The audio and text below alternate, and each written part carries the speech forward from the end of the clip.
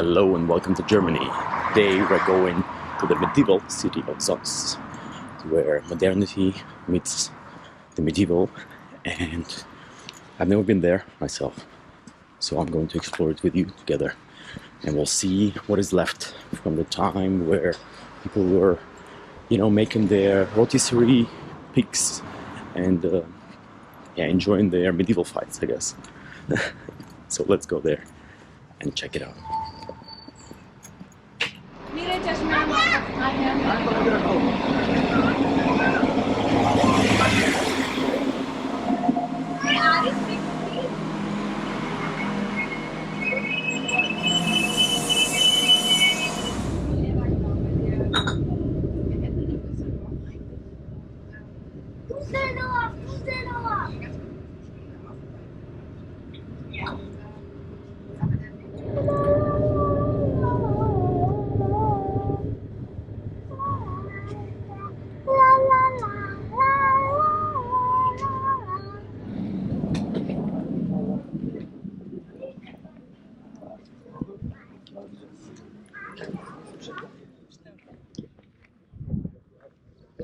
Welcome to the city of Zons.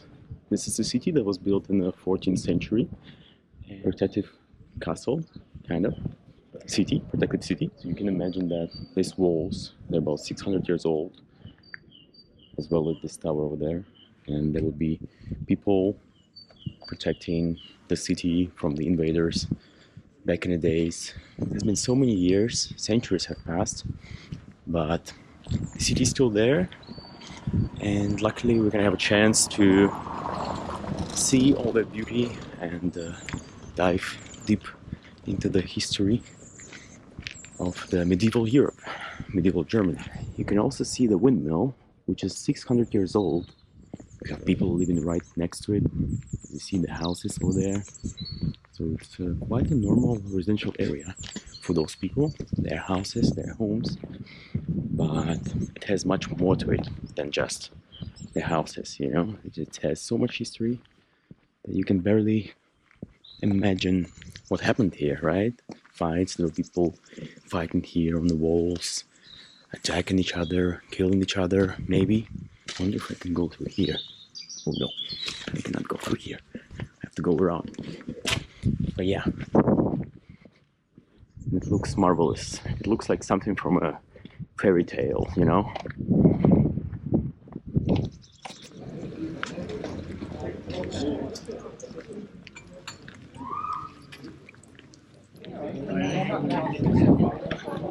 So you can imagine the streets looked quite different from what they are now. You would probably have the market here and people selling stuff left and right. You would have the horses riding through the street, which I think is amazing, right? That we have now this chance to still experience a little bit of it, maybe through the architecture, through the streets. I mean, a lot has changed, clearly. But I think it's amazing that there are people living there normally. I mean, you have the cigarette machine there. Just check this out. This is the classical Fachwerk, as they call it, the style, with the dark brown elements over there. It's very typical German style, architectural style. Yeah. Here you have the entrance to the city from the other side.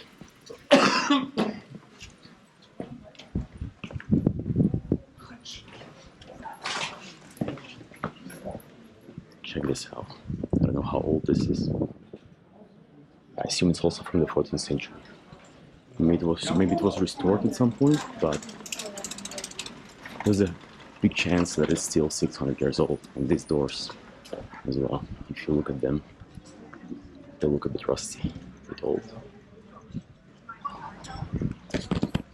So I can imagine that they are indeed that old.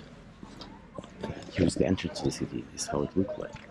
So imagine the travelers coming here and finally reaching the fortress of Zons, and happy to at last go into a tavern, maybe find a place to sleep, to eat, Here we have the walls of the city of Zons. So imagine there were hundreds, maybe thousands of enemy soldiers fighting, trying to capture the city from here. Maybe there's water down here, and that was stopping them from entering the city so easily. There were people on the wall right there shooting down at the attackers. You can see the windows over there. So I can imagine that's where the archers were staying in and protecting the city from the invaders from everywhere, coming from other places, you know, maybe other countries, other kingdoms, and that's where they were attacking. Maybe how many people were dead there. You can only imagine the number. Yeah. But now it looks all different. Walking here peacefully, nobody attacking, no arrows flying. I think that's quite a difference. We can now enjoy it in a different way. But yeah, but the walls are original. At least the bottom part is original. And you have the church over there. Clearly, every city here had the church. Every fortress had to have a church. It was a place where people would gather, would meet other people, discuss important things. You know, it was a center of the city, center where everything was happening in the city. The whole life, city life, was happening there on the square next to the church, and people would discuss important things there. In times of happiness, in times of sorrow, people would meet and talk there. So here also on the top you can imagine there were people, the guards, sitting on that, right on that one, on that wall, on that tower, protecting the city from any attacker coming from the outside. Maybe they were throwing down some rocks on the enemy soldiers. Maybe they were putting them on flames. You can only imagine what was going on here, right? Now you have a peaceful city, people living there, their lives. Here you have people playing the traditional French and German game. They throw the stones and they have to throw them as close as possible to the middle, I think, to the other stones, and they get some points. Yeah, it's a bit similar to the people play in Colombia, but it's a bit different at the same time. So in Colombia you throw the stones and they have to hit something that explodes, like a bomb. It's not a bomb, a small one, like a firecracker. It's something for the elderly normally, because you don't need to move that much just to throw the stone. It doesn't require that much mobility, which is good for the elderly people, and they just socialize that way, you know. But here we reached the mill, the 600 years old mill, but the wall doesn't look like it's 600 years old, to be honest. But maybe it is. Maybe it is. I mean, that's what they say, that it's 600 years old, this mill, in fact. It's not functioning anymore, unfortunately, so we cannot see it in action. But you can still see the beauty of the medieval Europe. And imagine how important it was back in the days, right? The windmill to produce the flour, it was crucial for the diet. I mean, did you know that the majority of the medieval Europeans, so the most of the calories came from beer and bread, because people didn't have that much choice. So they were both mostly consuming carbs, and they were eating bread and drinking beer. So clearly, bread, flour as such, which is the main ingredient of bread, was crucial for surviving. It was not about getting the fancy organic food, it was about surviving. So people had to rely on bread, flour, and beer. And beer, because the water was so contaminated that people could not drink it. So beer, since it contained alcohol, was a better option for those who wanted to hydrate themselves, to drink some water. And they could not go for the water because they say it was poisonous. So people could get sick, and you know, the medicine was not the best back in the days. So people didn't have much choice beer, or maybe for the fancier ones, wine. But that's rather for someone who has more money, because the ingredients are a bit more expensive. Alright guys, we came to a place where they organize some events. You can see the benches over there. So they make some, I assume, like a theater place. Something with a Rumpelstilzchen, for example, which takes place on 9th of June. And people already preparing for it. Look, Germans really like to prepare. They like to plan things in advance. So even for something like that, you would plan it at least 2 months ago. At least. Maybe even earlier. Maybe 1 year in advance. But it seems more like a kids theater play, you know? Theaterstück, as they call it in Germany.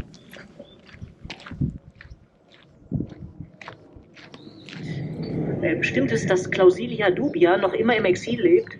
Es bestehen Zweifel, ob sie überhaupt zurückkommt. Von ihr der gitterstreifigen Nachrichten. So you have to turn that thing in order to hear the story of this place.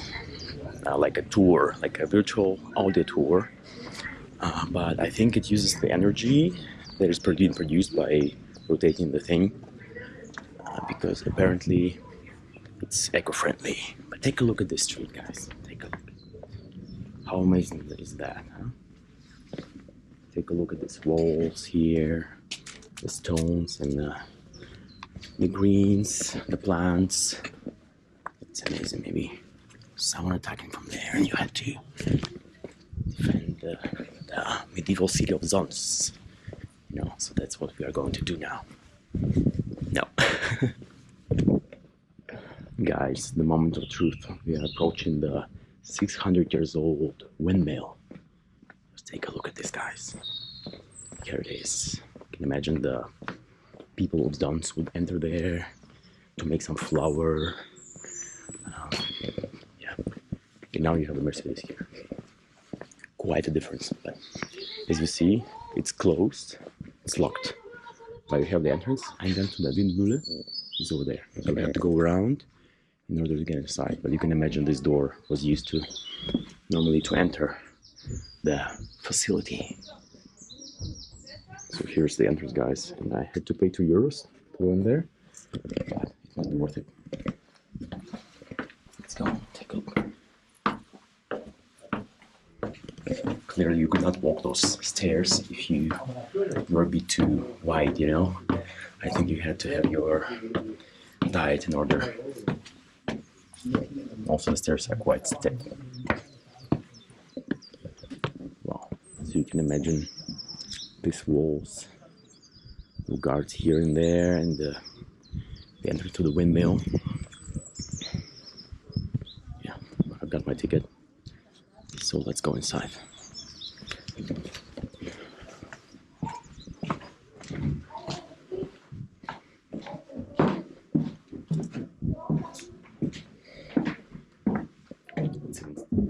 Tools. Actually, no idea how old they are. I doubt they are 600 years old. No, they don't look like that. Let's go further on upstairs. I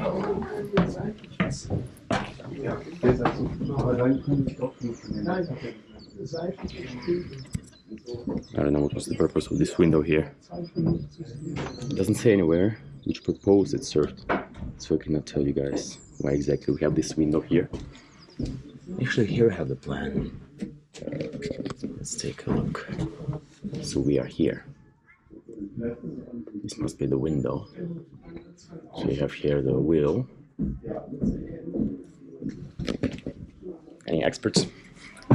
Because I have no idea. Let's go further on upstairs. This ladder is really steep. So here's where they used to produce the flour, you know, right here. But we are here, so we have here the wheels. Right there. Oh my god.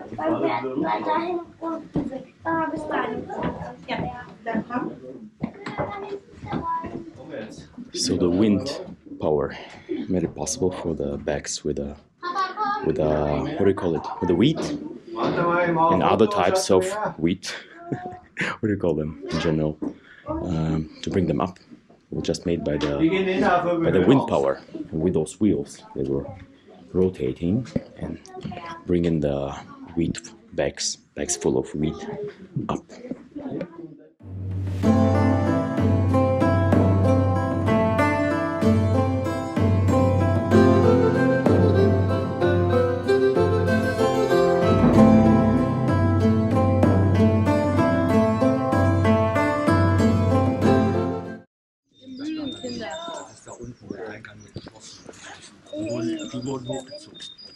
Ich war hier noch nie. Ich habe nie von sonst gehört. Aber jetzt dachte ich mir, ja. Normalerweise die Düsseldorfer kommen in diese Richtung runter bis zu uns. Ja. Die Kölner, die fahren nicht nach zu uns, die fahren ins Bergische. Also, ja, die Kölner sind ein bisschen anders halt, ne? So the street is even called Müllenstraße. So it's the Mill Street in German. So clearly we need to check out the church because, as I told you, it used to be the center of the city where people would gather, people would discuss what's going on right now, the latest news. You know, it used to be one of the most important places in the city, in pretty much every medieval city in Europe. Let's just see if it's open. I doubt that it's open, but we'll see about that. It's open.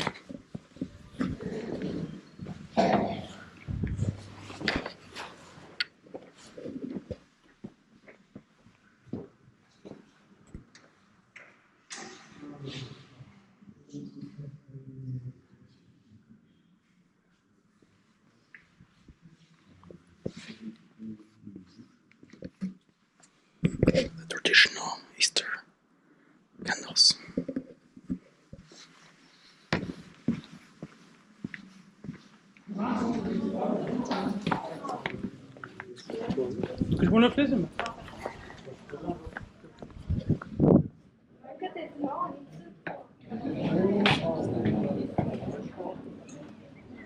Here we have the crepes, French pancakes.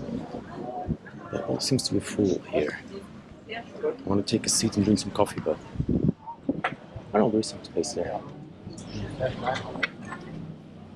Let's see what they have. Sandwiches. Oh, bitteschön.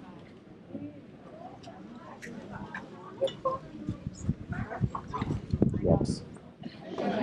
So I just went for a coffee here. It's my favorite option. There is something outside. Unfortunately, no seats available outside, so I'll be drinking here. I decided not to get any ice cream for now. Here you have it, the medieval city of Tomsk. Let me know if you like the video. I hope you do. If you do like the video, subscribe and hit the bell button and comment. And give me your recommendations on where to go to. Maybe to your country, maybe to your city. See ya.